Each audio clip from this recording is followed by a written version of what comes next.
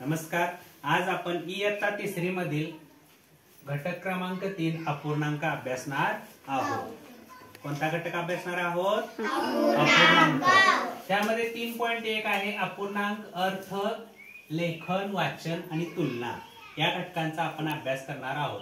आता पहिल्यांदा प्रश्न आहे बघा. प्रश्न पहिला, 2 रेष मारल्या 13 या अपूर्णांकाचे योग्य वाचन कोणते? मी असं का वाचलं? कारण इथं जर मी वाचन केलं तर तुम्हाला लक्षात येणार की कुठला आहे. पहिला आहे बघा 2/13 दुसरा आहे 2/13 2/13 13/2. कुठले येणार सांग बघू? 2/13. तू सांग बघू. 2/13. हा तू सांग. बघा याचं आपण वाचन 2 पद्धतीने करतोय. किती पद्धतीने करतोय? 2. कसं? तर हे असं लिहिलेलं आहे, बरोबर आहे का? ह्याचं पहिलं, ह्याचं जे वरचं ठिकाण आहे त्याला अंश म्हणायचं. काय म्हणायचं? आणि हे जे खालच्या बाजूचं ठिकाण आहे त्याला छेद म्हणायचं. काय म्हणायचं? छेद. आणि वाचन करताना कसं करायचं? 2/13. कसं करायचं? 2/13. आणि हा अंश शब्द नाही वापरला तरी चालतोय. 2/13 म्हणजे 2 पद्धतीने वाचन करायचं. कसं?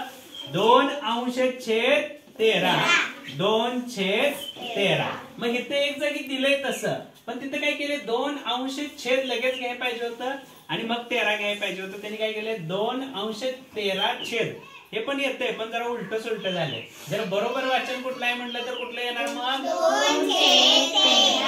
2/13 हे उत्तर आपलं 3 क्रमांकाचं येणार आहे. इथं जर छेद अगोदर असता तर हे पण उत्तर बरोबर असतं आणि हे उत्तर आपल्याला बरोबर पण धरता आलं असतं हे जर दिलं नसतं तर. मग हा आपण पर्याय निवडल्या या ठिकाणी असता. आलं लक्षात? पुढचा प्रश्न आहे बघा दुसरा. 11/9. बघा इथं केले बघा 11/9. लगेच घेतलंय का? इथं पुढे गेले बघा छेद. हा अपूर्णांक अंकात लिहा. आता अंकात लिहित असताना काय करायचं श्रद्धा? तर अंश जो आहे तो वर घ्यायचा. 11 11 वर कुठं आहे? 3 जागी आहे बघा, आहे का? छेद 9. आता खाली 9 कुठं आहे? बघा अंश 11 3 जागी दिलेला आहे, पण छेद मात्र आपला 9 आहे. तो इथं 8 दिलाय, 19 दिलाय आणि इथं 9 दिलाय. आणि हे उलट केले बघा. 9/11 आहे. त्यांनी उलट दिलेलं आहे. तसं इथे 11/9. आता पुढचा प्रश्न बघा. प्रश्न तिसरा. पुढील आकृतीतील रंगवलेला भाग किती? आता इथे एक आकृती दिल्या का? आता ह्या आकृतीमध्ये रंगवलेला भाग किती आहे म्हणले तर आपण अगोदर अंश आणि छेद घ्यायचं. अंश घेत असताना ते काय सांगितलंय? रंगवलेला भाग. मग रंगवलेला भाग किती आहे? 1 2 3. तो अंशाला येणार. आणि एकूण भाग किती आहे ते छेदाला येणार. 1 2 3 4 5 6 7 8. हा झाला रंगविलेला. आणि जर समजा तुम्हाला आलं न रंगवलेला भाग किती आहे सांगा. तर ह्यातले न रंगवलेले 1 2 3 4 5. 5 अंशाला घ्यायचे आणि सगळे किती आहेत? 8. ते छेदाला घ्यायचे. मग जर प्रश्न तुम्हाला रंगवलेले विचारलं तर या पद्धतीनं, आणि न रंगवलेला विचारला तर ह्या न रंगवलेले वर घ्यायचे आणि छेदाला काय करायचे? सगळे घ्यायचे. छेदाला काय करायचे? सगळे. आता पुढे बघा. प्रश्न चौथा. 4 वेळा 1/7 म्हणजे खालील पैकी कोणता अपूर्णांक आहे?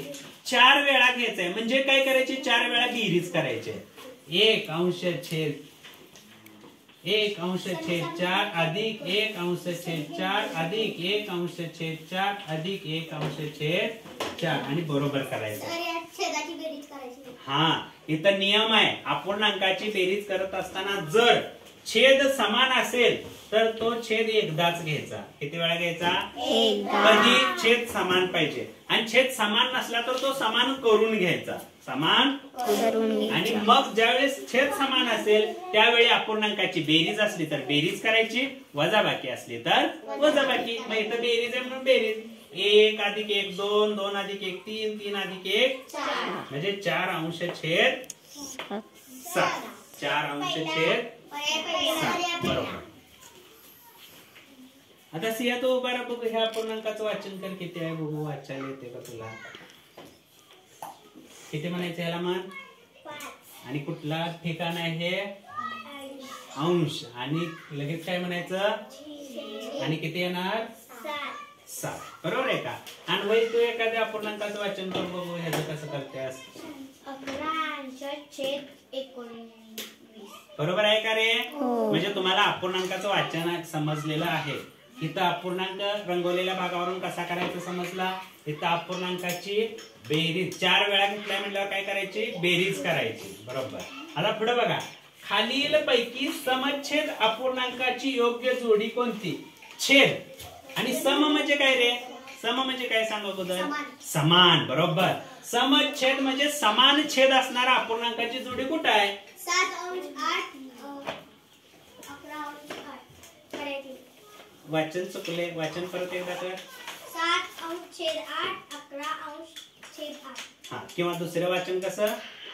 7/8 11/8. बरोबर. म्हणजे इथं बघा छेद समान समान आहे 8 आहे. इथं बाकीच्याकडे जर निरीक्षण केलं तुम्ही तर तिथं वेगळं आहे. म्हणजे बरोबर सांगितलंय बघा. म्हणजे तुम्हाला समजलं का?